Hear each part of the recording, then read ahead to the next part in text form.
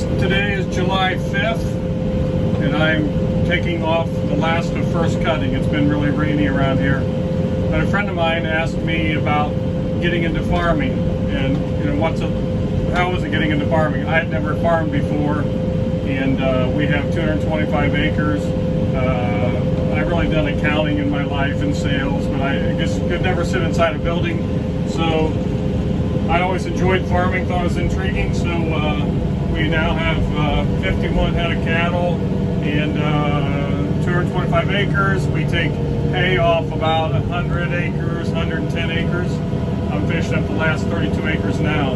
But I know there's a lot of people who want to get into farming, homesteading, I guess some people are calling things like this, raising your own food, which I think is great. And it's extremely rewarding. But the big barriers to getting into this today are equipment prices, livestock prices if you're going to get into cattle, and land prices. I don't see this going down. I don't see prices coming down unless there's some kind of global cataclysmic default, which there very well could be, who knows. But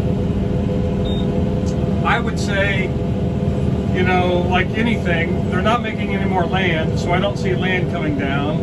Cattle is at a 75-year low because farmers are selling cattle to pay for debts. So when we got into this in 21, cattle were like a 300 weight calf was $2.80 a pound. Now that calf is $4.80 to $5.20 a pound. I don't see I guess the experts, which my dad always said an expert, X is a has-been, a spurt's a drip of water. But anyways, the experts don't believe it's coming down at all either. I don't see land coming down. The first land we bought, 119 acres, I think we paid $2,200 an acre, something like that. The next 106 we bought 4 years later, we paid $4,700 an acre. So I would suggest, if anybody wants to get into farming, no better time in the present. I would suggest constantly doing research on equipment and land and knowing what so you can recognize a deal. When a deal comes around, you can recognize a deal. I got to back up here because we're on the hill, so you got to strategically drop the bales so it doesn't roll down the hill. But nothing's coming down, I don't see. And I got this tractor I'm driving. I got a proposal for it in 21, and the price of this tractor was, I think, $69,000. So that price of this tractor today is like $110,000 to $120,000. That's how much they went up. I bought this one a few months ago at an auction for $63,000 with 400 hours on it. It was like brand new. So, that was a great deal to me. I probably should have bought it in 21, but I didn't because I thought, prices won't go up, but we can all see what they've done. So, again, if you want to get into it, start small, see if you like it, raise some chickens. We have chickens and pigs and cattle. Start small, garden, do things like that. If you like it, get bigger and bigger, but you need to know when there's a deal to be had, you need to beat everybody in line that's looking for that same deal and have your T's crossed and I's dotted, because those deals don't last. Pretty much around us, 164 acres just sold for $995,000.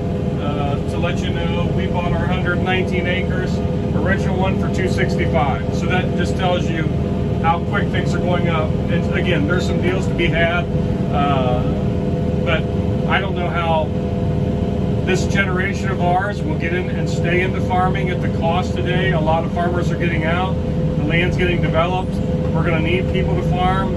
I would encourage anybody to try it. Will we be able to do this forever? I hope.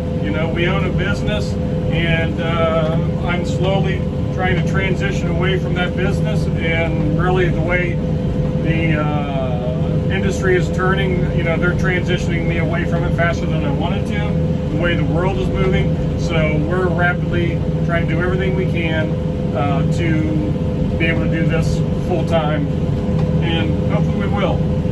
If it doesn't work out, that's not what the Lord had for us. So again, I would encourage anybody who wants to get into it, pray about it,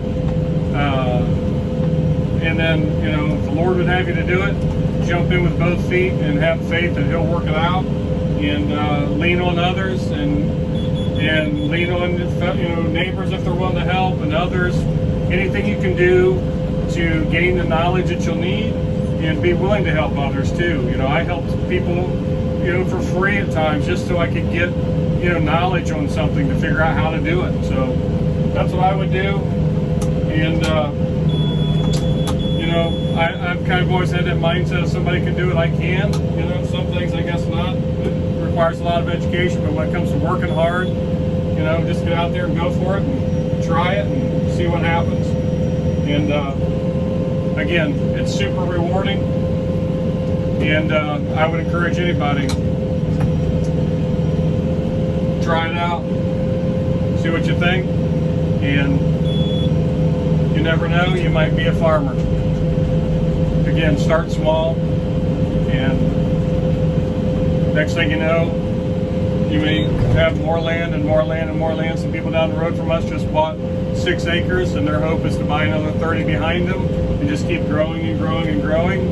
And again, a lot of these older farmers are getting out of it, and maybe go talk to them, work out some kind of deal with an older farmer that's kind of moving on, and something where you can do it on the shares for a while, and then maybe take the farm over. So there's opportunities out there, but they're slim. They're slim for our generation. We don't have the type of generation we had before us, and people don't have roots. And I think people are wanting to get to the country, set down roots, have the family be from an area, and have generations from that area, and not be traveling all over. I think people want to get more back to the way things used to be, and that's what we did.